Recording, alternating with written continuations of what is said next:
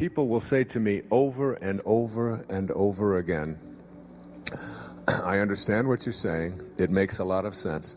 And I, of course, am operating at a much higher level than all of those people around me. And the people who really need to hear this message are not here today. They're back home watching a football game or whatever it is that they're doing. But they obviously wouldn't even come to this because I'm at such a much higher spiritual level. But I'm in the energy field of people who are always bringing me down. They're cruel. They're nasty. They're inconsiderate. They're not compassionate. They're vicious. They're hateful. They're any number of things that I don't want or can't tolerate in my life. And they bring me down. You've heard it, you've said it.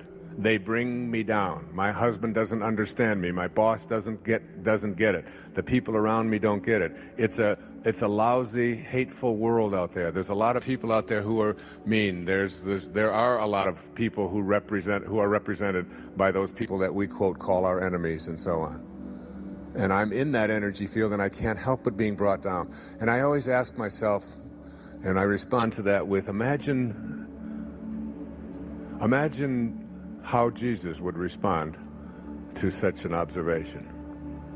Like, I don't want to be over there with all of those thieves. You know, I can't go over there. I just can't be around them because they just bring me down. And you laugh because it's too absurd.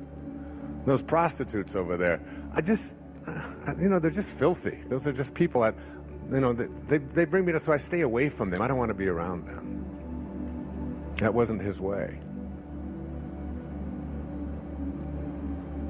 And I suggest to you that the reason that people with lower energies bring you down is not because it is them that are bringing you down, but it is because you join them in responding to them with the same energy that you despise.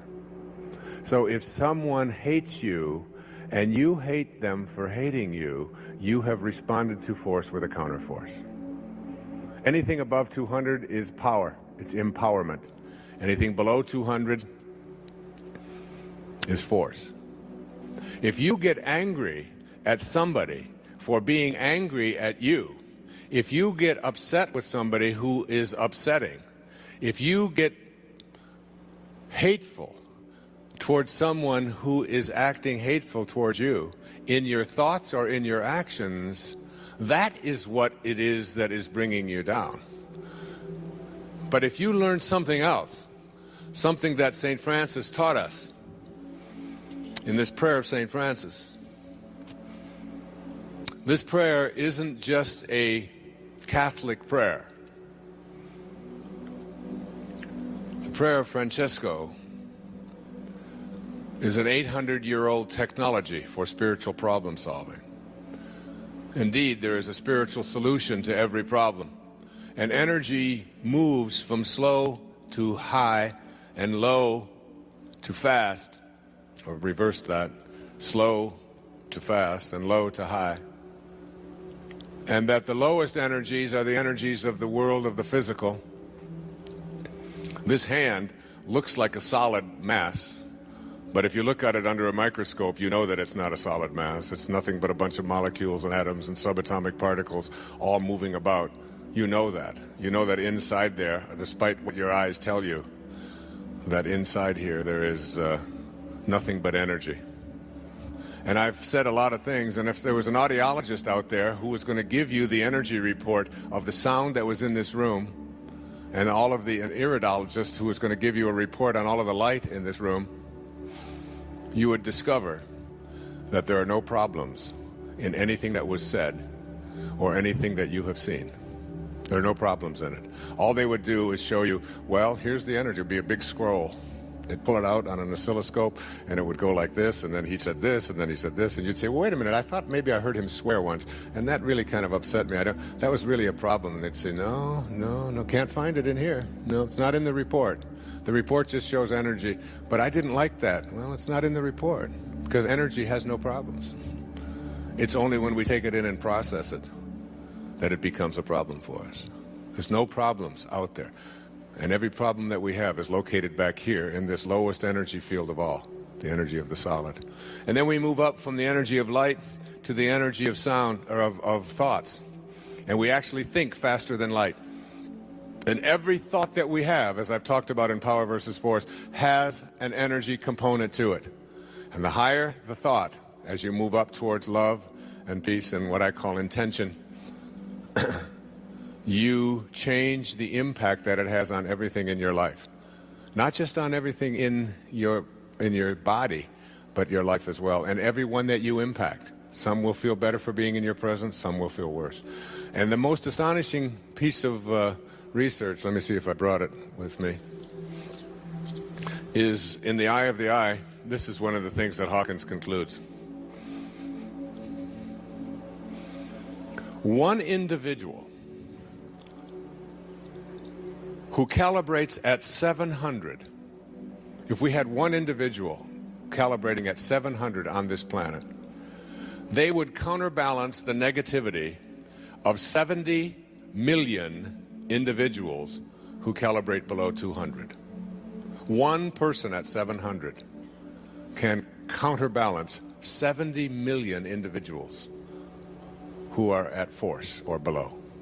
Imagine if there weren't people, enough people, who were moving the energy level of all of humanity with whom we are all connected.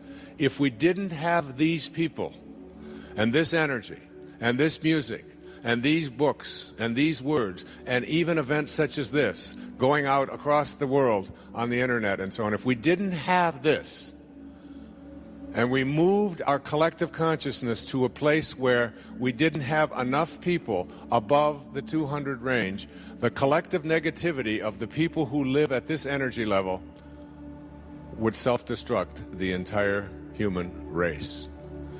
That's for you to know how important and significant it is for you to live at these higher levels.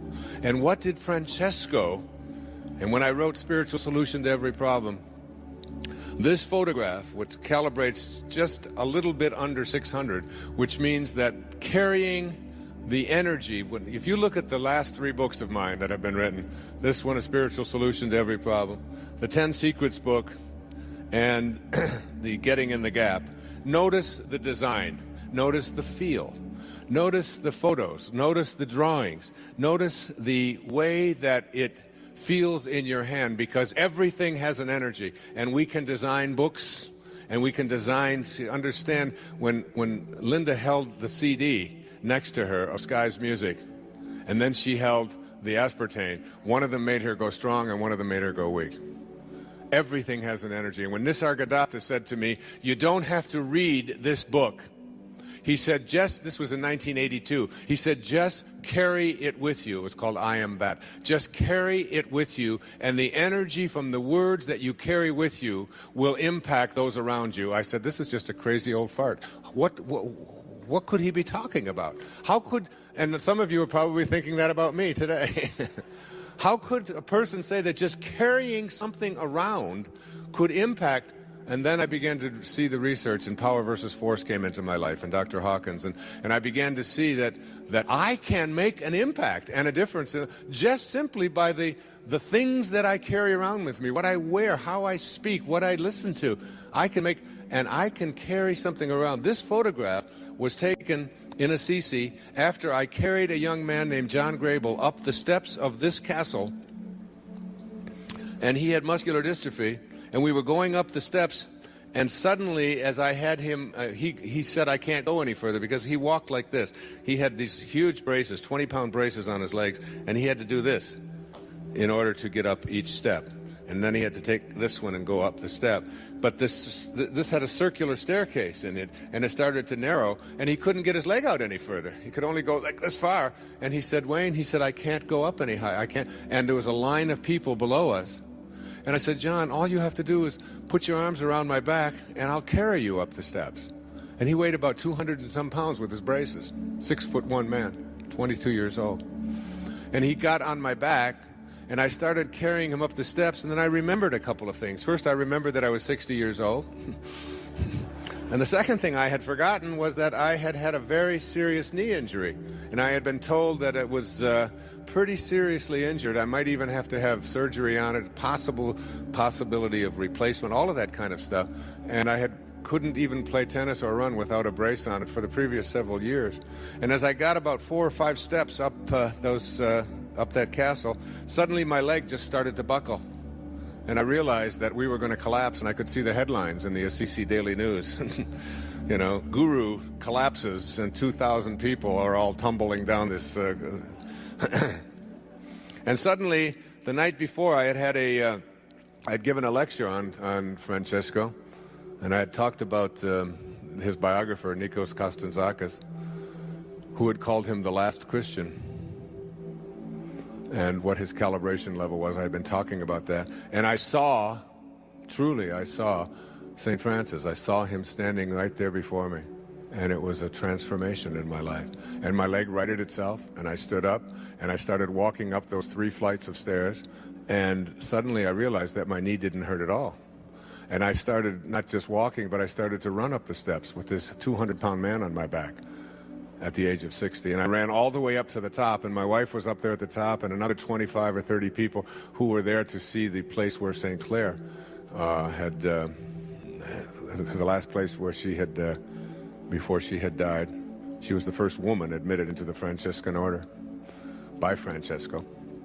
And I saw, and I got to the top, and she said to me, my wife said to me, she said, "What are you doing?" She said, "You ran up those steps. You're not even out of breath. Everybody else is trying to catch their breath from walking, and you ran up here with John on your back? That's not possible." And I went out, and I walked over to that ledge, and I put my hands together, and I was giving thanks in that moment. And someone on a trip snapped that photograph, and we made it the cover, and it was calibrated at such a high level. And to this day, that was almost 3 years ago, that was on the feast day of St. Francis, the 4th of October. I play tennis on this, I run on this knee. I haven't worn a brace since. I can dance on it. I could just, it's like the knee has been totally, completely